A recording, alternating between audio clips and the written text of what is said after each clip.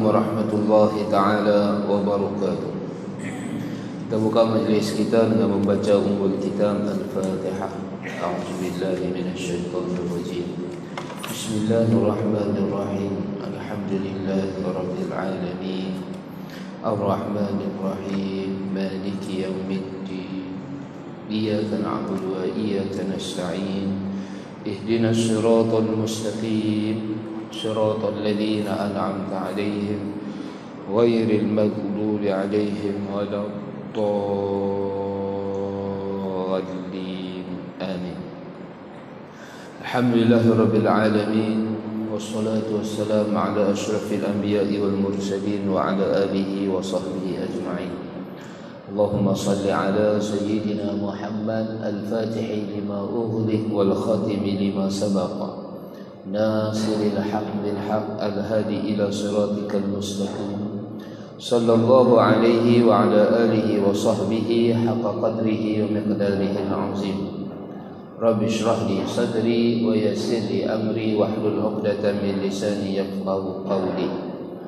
قال الله تبارك وتعالى في القرآن العظيم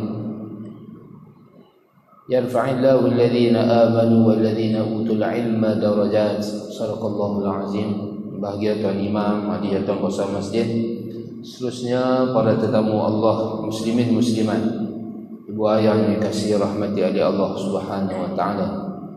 Alhamdulillah, kita panjatkan kesyukuran kita pada Allah taala pertama dan selama-lamanya kerana masih lagi meringankan dua kaki kita untuk menjejak ke rumahnya.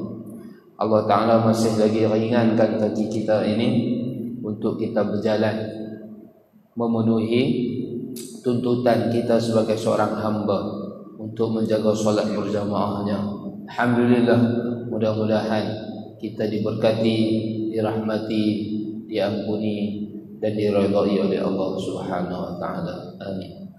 Baik, tuan-tuan dan puan kasih rahmati oleh Allah Ta'ala, saya masih lagi menggunakan 40 hadis mengenai faedah mencintai dan bersahabat dengan orang soleh. Dan kita daripada sisi-sisi kuliah ganti saya di sini, maka pada malam ni kita masuk pada hadis yang ke-8.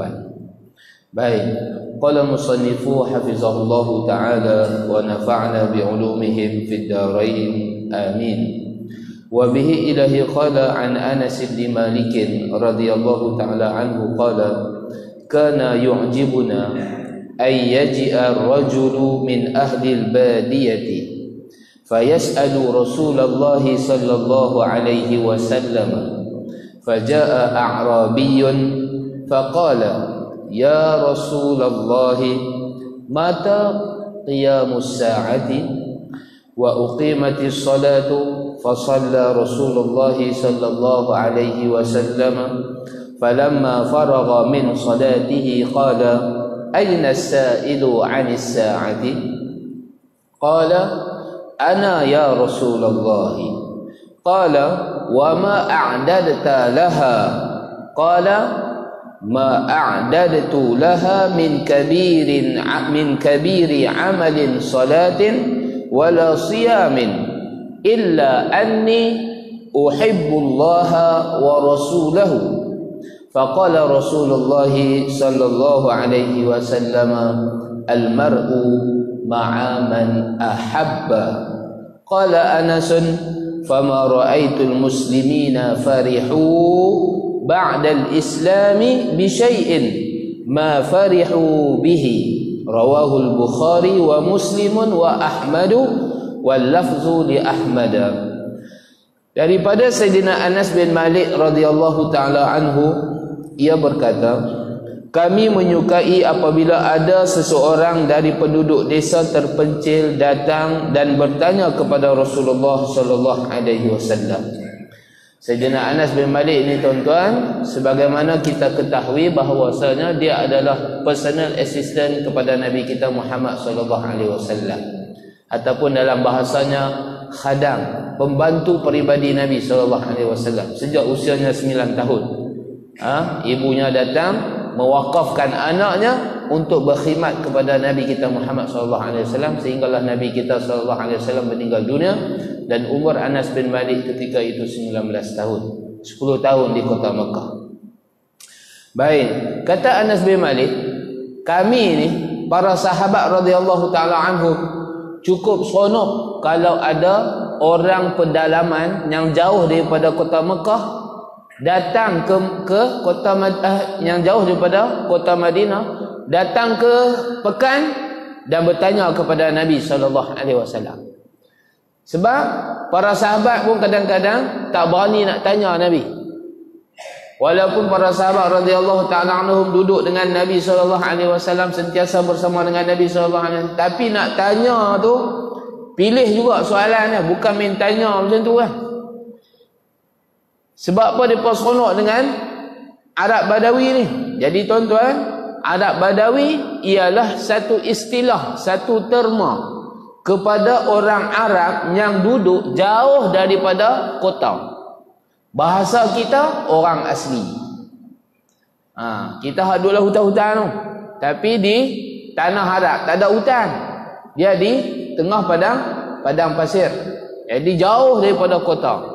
Kelakuan mereka kasar, bahasanya kasar. Kan? Itu tuan-tuan boleh buka surah Taubah. Allah Taala cerita Al-A'rab ni berapa pecahannya. Buka surah Taubah ayat 95, 96, 97, 98, 99, 100, 101, 102, 103. Tu semua cerita tentang perangai Arab Al-A'rab. Surah Taubah. Boleh tengok sekali lagi lah. Lah ni yang duk tengok ni, lah ni dengar dulu apa saya nak kata. Baik, Allahumma salli ala Muhammad. Jadi tuan-tuan, bila Arab Badawi datang ke kota Madinah, para sahabat seronok sebab mereka tahu saya lagi mesti ada soalan. Soalan yang pelik-pelik, soalan yang kita tak berani tanya, mereka ni akan tanya. Baik. Sebab tu tuan-tuan, para hukama menyebut, orang ahli hikmah berkata, as-su'alu miftahul ilmi. Bertanya soalan itu adalah kunci ilmu. Bertanya itu adalah kunci ilmu. Kita tanya, kita ingatkan soalan kita bodoh lah, biasa-biasa. Tapi bila orang menjawabnya, dia bagi manfaat kepada orang lain juga. Jadi as-su'alu miftahul ilmi. Soalan, tanya soalan itu adalah kunci untuk kita mendapat ilmu. Jadi dia tak jadilah budaya tu kepada bangsa Melayu. Bangsa Melayu ni kalau kata siapa nak tanya, semua takkan tanya. Ada soalan nak siapa tak faham, semua jadi kepala kuah. Tak wani nak tanya. Kan? Baik. Kalau orang Arab, siapa nak tanya, semua angkat tangan. Siapa nak jawab, semua angkat tangan. Suruh jawab, haram tak jawab pun. Tak tahu pun tapi seronok. Angkat tangan. Itu budaya yang tak sama dengan kita. Baik. Terus tuan-tuan. Kemudian datanglah seorang Arab Badawi dan bertanya, wahai Rasulullah, bilakah datangnya hari kiamat? Bilakah? Ya Rasulullah, mata qiyamus sa'ati? Ya Rasulullah, bilakah datangnya hari kiamat? Bermaksud bila berlaku kiamat?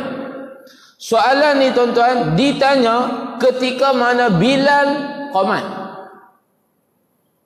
Tuan-tuan boleh bayang, Tok Bilal tuan-tuan qamat nak sembahyang Aisyah tak lagi, mai seorang, Tok Imam, kiamat bila? Soalannya. Ni Arab Badawi ni, yang kata Arab Badawi ni, jenis tak ada law memang. Dia tak ada SOP. Dia tak ada, adabnya kurang. Sebab kelakuan mereka di jauh daripada pekan tu kasar. Bagi mereka tu lembut dah. Kan? Bagi mereka tu kira sopan dah. Jadi dia tanya direct. Ya Rasulullah, bila berlakunya kiamat? Bila qamat? Nabi tengok dan Nabi terus jadi imam. Nabi sembahyangkan. Baik. Sedangkan waktu itu iqamah sudah dikumandangkan, maka Rasulullah SAW melaksanakan solat. Setelah selesai solat, habis semua solat, baca doa, bagai zikir dan doa, baginda bertanya, manakah orang yang bertanya tentang hari kiamat? Siapa tanya tentang hari kiamat tadi? Orang tersebut berkata, saya wahai Rasulullah. Kan dia angkat tangan. Saya tanya. Tak malu tak segan tuan-tuan. Siapa nak tanya? Kita malu segan. Kita duk rasa soalan kita tu kecil kot, biasa je kot. Tak. Para sahabat yang duduk dengan Nabi SAW tak berani tanya bila kiamat. Arab Badawi ni mai tanya macam tu ke? Tu tuan-tuan. Sebab tu para sahabat seronok kalau Arab Badawi ni mai. Insya-Allah. Baik. Lalu baginda bertanya kepadanya, apa yang telah engkau persiapkan untuk menghadapi kiamat tersebut? Arab Badawi itu menjawab, aku tidak mempersiapkan untuknya amal besar berupa solat maupun puasa. Tak ada apa Rasulullah jawab dia kan. Saya tak sedia apa pun, saja tanya bila. Kan sembahyang biasa, puasa biasa, sembahyang 5 waktu, puasa bulan Ramadan. Takat tu lah. Tetapi kata Arab Badawi tersebut, akan tetapi aku sungguh mencintai Allah dan Rasulnya. Maka Rasulullah SAW bersabda, seseorang di hari kiamat akan bersama orang yang ia cintai. Berkata Sayyidina Anas bin Malik radhiyallahu ta'ala anhu, maka aku tidak pernah melihat kaum muslimin bergembira dengan sesuatu setelah masuk Islam seperti gembiranya mereka dengan sabda Rasulullah sallallahu alaihi wasallam tersebut. Baik tuan-tuan. Hadis kita pada malam ni riwayat daripada Imam Al-Bukhari, Muslim, Sahihain dan juga Imam Ahmad, Sunan Ahmad. Menceritakan kepada kita, kalau kita tengok hadis yang ketujuh, mencintai orang-orang soleh, kita akan dikumpulkan di hari kiamat bersama dengan mereka. Walaupun kita bukan termasuk daripada mereka. Beza keduanya adalah bahawa pertanyaan pada hadis sebelumnya tentang amal, yakni tentang seseorang yang mencintai suatu kaum tetapi tidak dapat beramal dengan amal mereka. Dan pada hadis ini tentang bilakah datangnya kiamat. Hadis yang ketujuh cerita dekat kita kasih pada orang soleh, para alim. Kita nak tiru macam Nabi SAW, nak tiru macam para sahabat radhiyallahu ta'ala anhum, tapi tak mampu tuan-tuan. Tak mampu. Kita nak mengatasi amalan mereka tu tidak mampu. Ada guru kami di Yaman dulu. Ada seorang pelajar universiti kami lah, Jamatul Iman. Dia punya orang kata apa, dia punya lawan dia dalam zikir ni Abu Hurairah. Cerita ni dicerita dalam khutbah Jumaat selepas pelajar universiti ni mati kena tembak. Umurnya baru mencecah awal 20-an, tapi dia dengan Tuhan tuan-tuan, wali. Kedudukannya, Masya Allah, dahsyat tuan-tuan, dahsyat. Baik, dia punya zikir istighfar 100,000 sehari. Bila Syekh tanya, awak yang gelut sampai terang ni, dia kata, ma sabaqani Abu Hurairah, Abu Hurairah tak boleh potong aku. Tu tuan-tuan, Abu Hurairah perawi hadis nombor 1 di kalangan para sahabat radhiyallahu ta'ala anhum. Nombor 1, walaupun 3 tahun saja dengan Nabi SAW. Islamnya selepas Fathu Mekah 8 hijrah. Tapi duduk dengan Nabi, mengaji dengan Nabi, Masya Allah, tabarakallah. Tak mana ada Nabi, di situ ada Abu Hurairah. Perawi hadis yang paling ramai di kalangan para sahabat radhiyallahu ta'ala anhum. Nak habaq kat kita ni tuan-tuan, kita ni Islam lama dah. Kan takat mana kita hafal hadis Nabi SAW. Ni nak sambut maulid pula ni. Boleh sebut maulid, boleh sebut maulud. Sebutlah kok mana pun tuan-tuan, bagi faham makna saja. Saya orang tanya, maulid tu apa dia? Maulud tu apa dia? Toh, tengok banner tulis maulud, tengok banner ni tulis maulid, yang mana satu? Sebab kita tak ngaji bahasa Arab. Tak apa. Budak ni, student ni, Masya Allah tuan-tuan, 100,000. Mengaji daurah hadis Bukhari. Dalam masa yang sama, dia hafal hadis Sahih Al-Bukhari, dia hafal Sahih Muslim. Masa mana tak? Buat daurah hadis Al-Bukhari, mengaji, dia hafal. Dalam masa yang sama, dia hafal juga Sahih Muslim. Ni yang kata budak. Dahsyat tuan-tuan. Dahsyat. Sebiar rakam lah. Kalau tak rakam saya cerita lagi. Benda-benda dah. Tapi kalau rakam ni saya ni sikit-sikit payah. Sebab bukan semua orang percaya dengan benda-benda macam. Tapi itu yang berlaku. Syekh cerita kepada kami sebagai motivasi kepada semua pelajar. Mengaji, belajar, beramal sampai jadi kekasih Allah Subhanahu wa taala. Bukannya mengaji, beramal duduk dalam masjid saja. Dah, turun di lapangan. Masya Allah tuan-tuan. Baik. Nak tahu cerita, kena sembang pas mayang. Tu lah. Kan, lagi kita buat usrah pula. Oh, baik. Jadi tuan-tuan, puan-puan kasih rahmati Allah Ta'ala, kita tak mampu nak jadi macam mereka, tetapi kita kasih dengan mereka. Kita kasih dengan para sahabat radhiyallahu ta'ala. Kita kasih pada Nabi SAW. Jadi hadis yang ke-8 ni tuan-tuan, membuka peluang kepada kita untuk duduk dengan Nabi SAW pada hari kiamat. Kalau kita kasih pada Allah, kalau kita kasih pada Rasulullah sallallahu alaihi wasallam. Peluang ni peluang.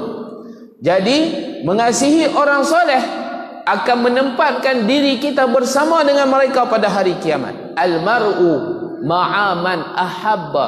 Seseorang itu akan dikumpulkan pada hari kiamat bersama dengan orang yang dia kasih di dunia. Tuan-tuan duduk dengan siapa di dunia ni? Hati ni cenderung dengan siapa? Dengan ulama ke? Dengan orang yang menentang ulama ke? Dengan orang yang nak buat kerja Islam ke? Orang yang nak melumpuhkan Islam? Dengan siapa kita duduk? Dengan siapa kita sokong? Dengan dialah kita akan bangun di hari kiamat. Ada orang yang akan nak ke Telaga Kautsar, tetapi dihambat oleh malaikat Jibril alaihi salam. Nabi SAW kata, Jibril tu umat aku. Saya tahu, ya Rasulullah, tahu umat kamu. Tapi setelah kewafatan kamu, mereka ni tidak beramal dengan sunnahmu, malah lawan lagi. Jibril hambat, jangan main, jangan main. Rasulullah pun tak boleh tolong time tu. Tuan-tuan, dikasih pada Nabi kita Muhammad sallallahu alaihi wasallam. Bukan setakat kasih saja, kena buktikan kasih pada Nabi itu bagaimana. Baik. Allahumma salli ala Muhammad. Maka disimpulkan dari dua hadis tersebut bahawa mencintai orang-orang soleh, pertama, dapat menutupi kekurangan yang ada pada amal kebaikan. Kerana mencintai orang baik bererti mencintai perbuatan baik, dan mencintai perbuatan baik mengandung niat untuk berbuat baik, dan niat seorang mukmin lebih baik daripada amalnya. Tuan-tuan, bila kita kasih pada orang soleh, kasih pada Nabi SAW, orang soleh di sini Nabi kita, para Nabi, para sahabat radhiyallahu ta'ala anhum, tabi'in, atba'ut tabi'in, ulama salaf dan juga khalaf, 4 mazhab imamnya, tok-tok guru kita, kita kasih pada mereka. Tu dia bermula dengan niat. Sebab tu dalam hadis yang lain Nabi kata apa? Niyatul mu'mini khairun min amalihi. Niat seorang yang beriman itu lebih baik daripada amalnya. Niat nak buat baik, nak jadi baik. Tuan-tuan, ni berazam, berazam nak jaga solat fardu berjamaah. Niat. Azam tu niat. Boleh ke tak boleh? Niat dulu. Malam ni tidur sekali lagi, azam niat nak bangun qiyamul lail, walaupun 2 rakaat. Nak baca Quran walaupun semuka ke, 2 baris ke, 3 baris ke. Azam, niat. Niat itu lebih baik daripada amalan. Kita tak buat lagi, niat kita sudah dapat pahala. Pahala niat nak buat baik dah dapat dah, malaikat tulis lah. Kalau kita niat nak buat jahat, saya lagi pang Isya, turun saya lagi nak sapu kasut siapa hak ada, hak elok sikit. Baru niat. Malaikat tak tulis lagi jahat, walaupun dia niat nak buat jahat. Tapi kalau niat nak buat baik, Tuhan tulis terus ganjaran satu untuk kebaikan. Bila malam sekali lagi kita bangun, kita qiyam, kita Quran, kita istighfar, tulis lagi satu, boleh dua. Pahala niat satu, pahala amal satu. Tu kalau buat kebaikan. Baik. Jadi tuan-tuan, sebab tu Imam Al-Baihaqi berkata, sebab apa niat ni dikata lebih baik daripada amal? Disebabkan kerana ucapan dan perbuatan, disebabkan kerana ucapan dan perbuatan dapat dirosakkan oleh niat. Kita bercakap, kita buat amal ni tuan-tuan, boleh merosakkan amalan tersebut dengan sifat, ada sifat riak. Tapi kalau niat, ada nak riak. Niat ni di mana? Di mulut kan dalam? Niat ni dalam. Siapa nak tahu dalam? Siapa pun tak tahu. Jadi riak tu tak ada. Kita bercakap, kita beramal zahir, orang nampak. Bila orang nampak, syaitan akan ambil peluang untuk main bisik kat kita. Tu orang duk tengok hang sembahyang tu bagus. Bagi lambat lagi. Oh, orang duk tengok hang baca sedap, baca derai sikit. Tu tuan-tuan. Perbuatan boleh dirosakkan dengan sifat riak. Niat, siapa nak rosak? Duduk dalam. Siapa tahu? Saya tak tahu tuan-tuan duduk niat apa lah ni. Siapa pun tak tahu. Itu kata Imam Al-Baihaqi. Perkara yang kedua, faedah yang kedua, mencintai orang-orang soleh. Mencintai orang soleh dapat menjadi bekal di hari kiamat. Oleh sebab itu, ketika Rasulullah sallallahu alaihi wasallam bertanya kepada orang Arab Badawi tadi, apa yang kamu persiapkan untuk hari kiamat? Lalu Arab Badawi tadi menjawab, tiada banyak yang aku persiapkan melainkan cintaku kepada Allah dan Rasulnya. Tu saja. Model Arab Badawi ni hak tu lah. Sembahyangnya biasa, ibadatnya biasa, tapi yang lebihnya cinta daripada Allah, cintanya pada Rasulullah sallallahu alaihi wasallam.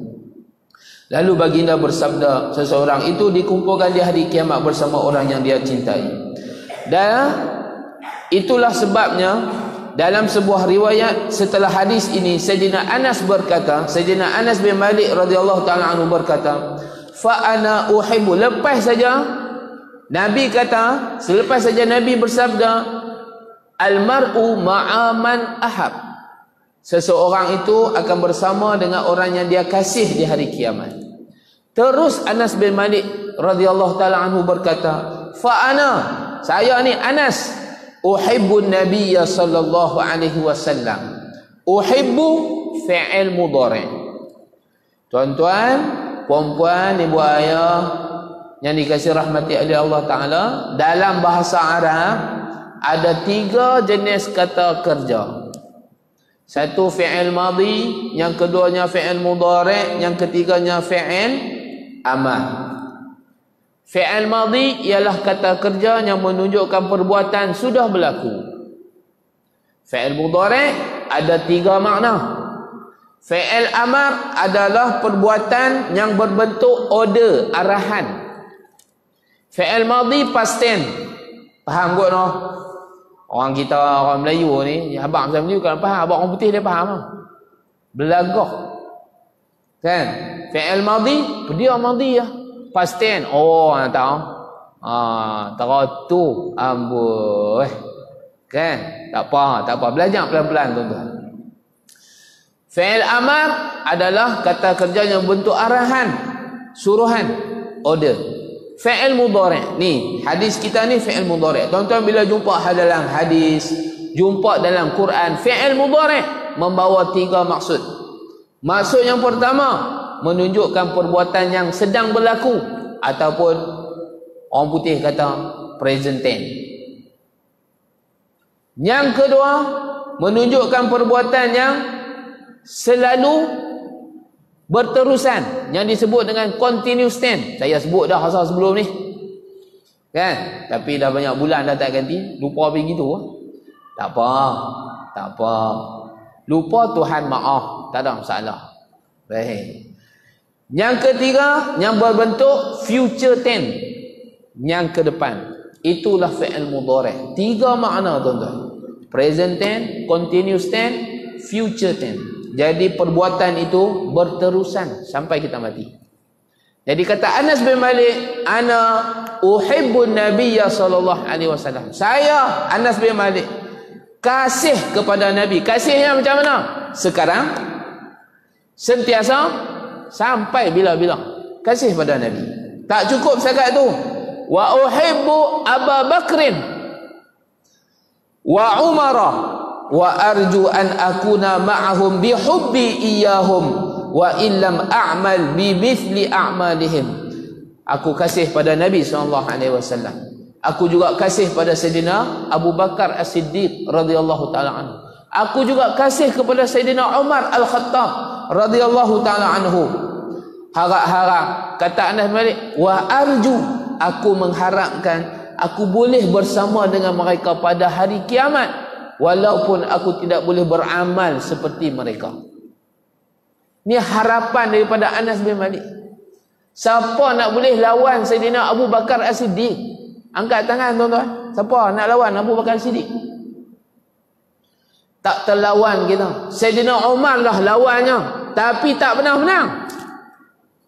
Sayyidina Umar Al-Khattab radhiyallahu ta'ala sentiasa cuba nak menandingi ketaatan Sayyidina Abu Bakar As-Siddiq. Tak boleh. Kisah yang masyhur yang selalu kita dengar melalui hadis Nabi. Nabi tanya, Umar, kali ni kamu sumbang banyak mana kepada perjuangan Islam? Sayyidina Umar kata, separuh daripada hartaku. Separuh lagi Nabi kata, untuk ahli keluarga. Tiba-tiba datang Sayyidina Abu Bakar As-Siddiq. Nabi tanya, hari ini Abu Bakar As-Siddiq banyak mana? Bagi untuk Islam. Semua hartaku ya Rasulullah. Habis tinggal apa kat anak bini? Allah wa Rasul. Siapa nak lawan Sayyidina Abu Bakar? Hak mana ada dalam kepala rimau tuan-tuan? Berapa? 30, 40, 100, 200 ribu. Wak keluar semua. Boom, bagi. Tak boleh je, tak boleh keluar semua, kena tinggal kat RM10 pegawai bank tu kata. Kalau nak keluar semua, tutup akaun. Keluar semua, tutup akaun. Siapa boleh lawan tuan-tuan? Kita main-main masjid hari Jumaat pun buat RM100 tu. Jangan kata nak bagi 100 dah, nak keluar RM100 tu, RM5. Hak tu lah. Nak lawan Sayyidina Abu Bakar. Ni Anas bin Malik ni rendah dirinya, tawaduk. Tapi motivasinya tu dia. Rasulullah, Sayyidina Abu Bakar As-Siddiq, Sayyidina Umar. Walaupun dia tahu dia tidak boleh beramal macam mana Sayyidina Abu Bakar, Sayyidina Umar Al-Khattab. Tapi diri ni nak duduk dengan dia. Tuan-tuan, puan-puan kasih rahmati oleh Allah Ta'ala. Jadi, tanam niat, hasrat, keazaman kita ni mencintai Nabi kita Muhammad sallallahu alaihi wasallam. Mencintai Nabi sallallahu alaihi wasallam tak cukup dengan banyaknya selawat, banyaknya qasidah dan sebagainya tuan-tuan. Mengaji, beramal dan berjuang di jalan Allah.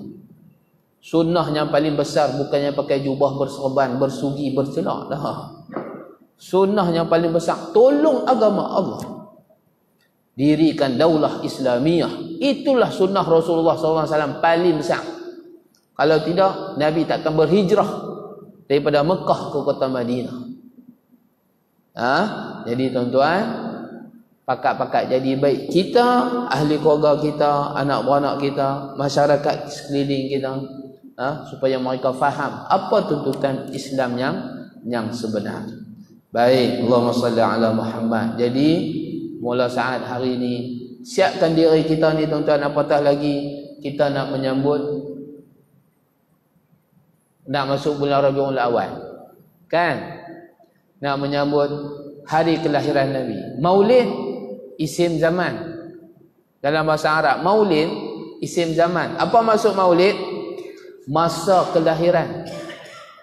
Apa maksud Maulud? Orang yang dilahirkan. Orangnya dilahirkan. Siapa dia? Nabi kita Muhammad sallallahu alaihi wasallam. Salah ke buat maulid? Salah ke buat maulud? Tak salah. Wa ma arsalnaka illa rahmatan lil alamin. Takkan kita nak memperingati hari kelahiran dan juga kelahiran Nabi SAW itu salah? Tak salah. Tak salah. Tapi hati-hati juga. Hati-hati. Hari Maulid, masjid buat apa? Haji? Masjid buat kita? Masjid Mutakim buat apa? Kan? Berjanji puji Nabi. Tuan-tuan, faham apa yang kita berjanji? Jangan duduk orang ni penuh tekak ni tak faham tentang apa puji Nabi. Jangan. Sampai bila? Ni dia tarik tu tak sengah-sengah. Tapi orang tanya, kata apa tak Haji? Tak. Jangan. Biar kita berjanji dalam masa yang sama kita faham apa yang kita sebut. Kita berqasidah, kita faham apa yang kita puji Nabi. Kita berselawat, kita faham selawat-selawat Nabi. Macam tu baru betul. Macam tu baru betul. Ini tak sangga tarik habis ayat asam. Kan? 1 jam punya nak jaga suara. Tengok-tengok makna apa? Baik-baik tak ni? Tak. Lagu okey. Lagu tak lupa, tapi tak pernah nak memahami apa puji-pujian yang selalu dilantunkan kepada Nabi SAW. Baik tuan-tuan. Itu lebih kuranglah. Maksud yang paling ringkas saya boleh sebut apa makna maulid, iaitu waktu kelahiran Nabi. Apa maksud maulud? Nabi itu sendiri. Maulud isim maf'ul. Maulid isim zaman. Tu kalau kita mengaji dalam grammar Arabic grammar. Macam itulah. Kan tak payah pun tuan-tuan. Tak payah. Mak Saleh orang putih bukan bahasa kita boleh mengaji. Bahkan marah lagi kalau anak bodoh bahasa orang putih. Dan kadang-kadang malu kalau anak tak erti orang putih. Kalau anak tak erti baca Quran biasa. Tak ada masalah. Tu taklah ramai dah lah ni, tapi masih ramai lagi lah. Kan? Baik. Kita tengok sikit satu lagi hadis yang ke-9 tuan-tuan. Ayat 8 hadis yang ke-9. Allahumma salli ala Muhammad. Mudah-mudahan kita semua dikumpulkan oleh Allah Ta'ala di padang mahsyar di hari akhirat dengan Nabi kita Muhammad sallallahu alaihi wasallam. Amin ya rabbal alamin. Wa bihi ilahi qala an Abi Hurairah radhiyallahu ta'ala anhu an Rasulillah sallallahu alaihi wasallam, al-mu'minu mir'atul mu'mini wal mu'minu akhul mu'mini yakufu alaihi dhai'atuhu wa yahutuhu min waraihi. Daripada Sayyidina Abu Hurairah radhiyallahu ta'ala anhu, Nabi SAW bersabda, seorang mukmin itu adalah cermin bagi saudaranya. Seseorang mukmin adalah saudara bagi mukmin yang lain. Dia memelihara harta miliknya dan menjaga kehormatan di belakang saudaranya. Ada 2 sifat utama seorang mukmin yang disebutkan di dalam hadis ini. Pertama, seorang mukmin adalah cermin bagi saudaranya yang mukmin, sebagaimana dengan cermin seseorang dapat melihat kotoran atau kekurangan yang ada pada penampilan zahirnya. Demikian juga dengan saudaranya ia akan dapat melihat aib dan kekurangan dirinya yang tidak dapat ia lihat sendiri. Pendek kata tuan-tuan, kiasan Nabi SAW dalam hadis yang ke-9 ni, kita sesama orang beriman ni, konsep dia macam cermin. Tuan-tuan diri depan cermin, tuan-tuan nampak apa? Nampak kita? Kan? Nampak diri kita? Jadi, saudara iman kita, kawan kita, sahabat yang baik ini, bila dia tengok tak kena dekat kita, dia akan tegur. Itulah maksud cermin. Seseorang yang beriman dengan orang beriman itu ibarat seperti cermin. Bila tengok saja yang tak elok, yang tak kena, dia akan betulkan yang tak kena. Tapi tuan-tuan, kalau jenis kita berkawan ni ramai, kita buat salah, dia senyap kan? Tak kata apa. Kan? Kita ambil wuduk, ni hujung ni tak basah. Dia buat, 3 hang, aku mengaji, hang pun mengaji, aku hang. Tak boleh tuan-tuan. Macam baru ni, bila pergi Sabah, awal bulan 10 ni ada daurah di Sabah. Sambil-sambil buat bunyi apa? Orang tembak moncun kah? Bunga api. Depa Bali pun depa ambil bunga api ke? Mampu ke? Baik api kat depa. Ya, dalam misi pedalaman dakwah dan juga daurah di Kota Baru, di Kota Kinabalu. Bila sembahyang di bahagian taklah pedalaman sangat, tuan-tuan. Ni dia bertanya, lagu mana hukum dia ustaz ni? Dia sembahyang kan. Bila sembahyang tuan-tuan, kita masbuk, kita pi belakang dia, Allahu Akbar, lepas tu kita sentuh dia. Nak abang kata, hang jadi imam, aku jadi makmum. Ni tuan-tuan, jangan sesekali kita sentuh orang sebelum kita masuk dalam sembahyang. Hukum dia haram kerana kita mengganggu orang solat. Nak sentuh bau dia, kena takbir dulu baru sentuh. Amai lagi yang dia nak bagus, nak sembahyang jemaah tapi tak kena cara. Dia pergi dekat, dia sentuh, dia patah belakang, dia takbir. Tak kena, hukum dia haram sebab ganggu. Jadi kami pun Allahu Akbar, sentuh. Dia boleh kalih. Dia kalih, dia angkat kepala.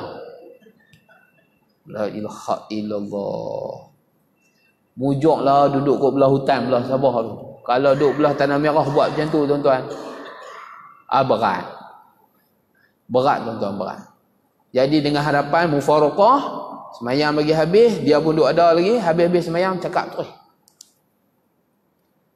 Cerita terus tuan-tuan.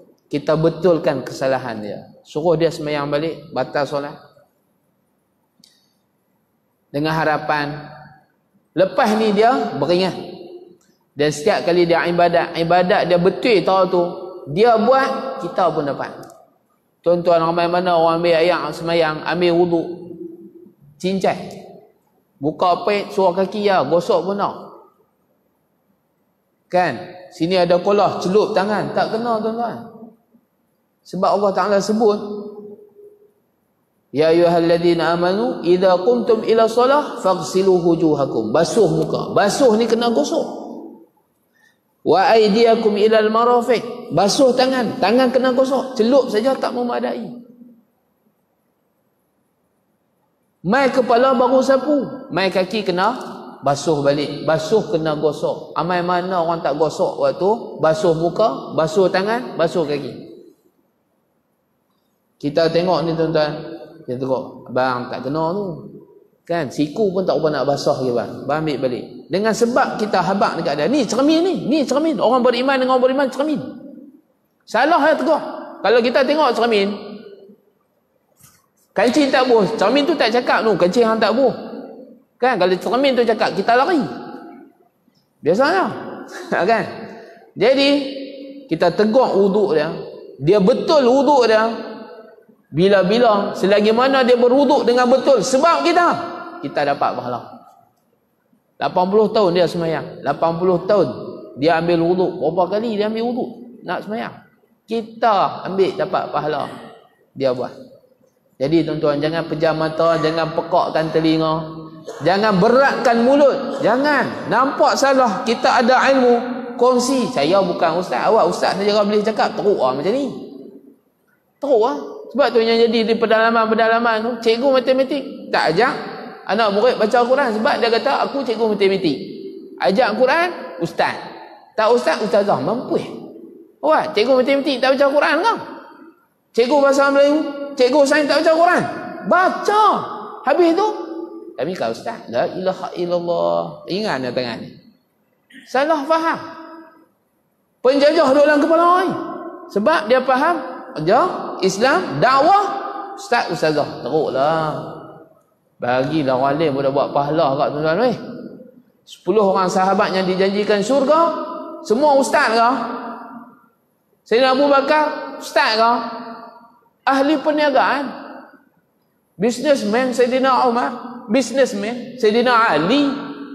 Yang ustaz. Kan? Yang ustaz tu lah, Sayyidina Ali. Seorang dua je. Yang lain tu bukan bidang agama 100%. Buat kerja lain. Tapi alim. Bercakap. Hafal Quran, hafal hadis. Sebab tuan-tuan kita kena ubah. Kita kena upgrade ilmu kita ni. Cara kita mengaji kira, cara kita nak menyampaikan dakwah kepada semua orang. Supaya kita pakat-pakat betulkan apa yang tak betul. Tak semestinya yang kita biasa buat tu betul belaka dah.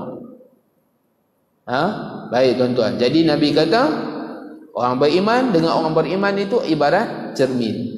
Faedah pertama, kalau kita ni baik, tengok sahabat tak betul, terus tegur. Tegur dengan hikmah. Hikmah ni bukan lembut semata-mata. Kadang-kadang kena kasar juga. Kena kasar juga.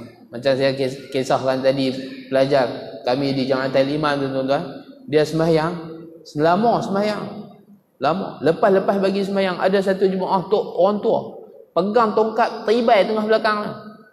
Hang buat bid'ah apa budak? Sebab kami di Jamaah Iman ni bila mengaji, dia ada praktikal, kena pergi masjid. Kena pergi masjid, masuk kampung-kampung, duduk situ. Praktikal bila cuti sekolah. Praktikal. Tadbiqi orang panggil. Kena praktikal, bukan mengaji lah. Hidupkan masjid tu dengan majlis-majlis ilmu. Satu masjid, duduklah berapa orang. Kan, urus masjid. Tolong pihak masjid. Duduk macam tu. Bila time dia jadi imam, dia baca panjang. Bila baca panjang, habis-habis bagi salam. Pak Long ni tak tanya banyak. Pegang tongkat, katok tengah belakang lah. Tibai tengah belakang. Arak tibai dengan tongkat tengah belakang, tuan-tuan. Ni boleh tahulah betapa sakitnya mengeliat. Kali-kali awak Tok Wan pukul saya. Hang buat bid'ah apa? Hang tak tahu ke aku sakit pasal apa hang bahasa panjang? Dia kali Tok Wan tak sakit pun. Kan? Tok Wan tak sakit pun. Hang tahu mana aku tak sakit? Tok Wan tak sakit. Tok Wan tak sakit pun. Hang tahu mana aku tak sakit? Dia angkat tangan, ya Allah, kalau betul dia sakit, kau sakitkan dia. Asar tak main sembahyang, maghrib tak main sembahyang, isyak tak main sembahyang, subuh esok tak main sembahyang. Tanya ahli jemaah, mana dia Tok Wan hak katok saya kemarin? Lumpuh. Ni, lumpuh tuan-tuan. Tak sakit kata sakit sebab tak suka sembahyang lama. Kata budak ni bukan biasa-biasa tuan-tuan. Masya-Allah. Hebat tuan-tuan. Tapi Tuhan ambil lah. Kalau ada lah ni ulama besar negara yang dia kata bawa saya pergi rumah, pergi ziarah. Di antara misi kami ni aktiviti ziarah. Kan macam tabligh kalau buat, pergi ziarah. Saya minta maaf banyaklah tuan. Kemarin saya silap doa. Sebab marah. Tok Wan tak sakit, Tok Wan kata sakit, saya doa pergi sakit wang. Ni angkat tangan tuan-tuan. Semua orang masjid dengar. Jadi kita ni doa mak ayah, jaga juga mulut kita ni. Tu anak-anak, doa hal baik-baik lah tuan-tuan ni. Bagi doa yang baik-baik. Dia dia usap kaki 3 kali, angkat tangan doa. Zuhur main sembahyang balik, boleh jalan macam biasa. Yang kata pula ni, tapi Allah Ta'ala kasih pada dia. Meninggal dunia kena tembak. Negara Yaman, negara bebas senjata. Kena tembak kan. Jadi orang tak suka orang alim-alim, orang baik-baik ni bunuh orang. Baik, Allahumma salli ala Muhammad. Baik tuan-tuan, mudah-mudahan kita boleh jadi macam tu. Nabi SAW juga bersabda, al-mu'minu mir'atu akhihi idza ra'a fihi aiban aslahahu.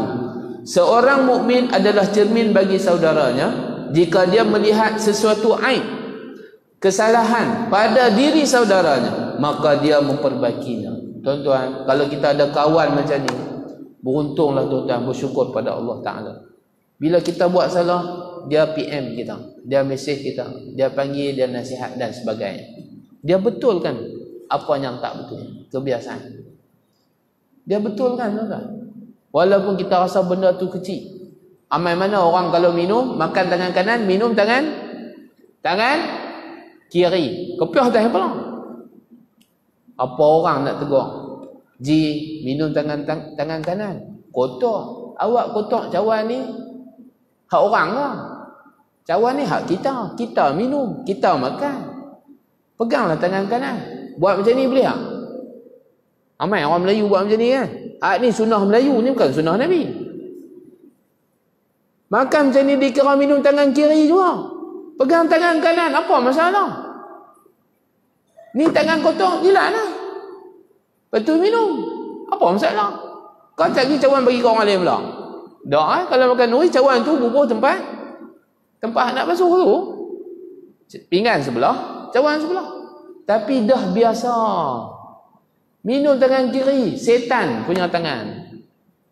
Bila masuk melalui tangan setan, payah ha? Minuman tak berkah. Bila tak berkah, dia tidak ditransfer kepada energi kekuatan untuk kita ibadat. Itu je.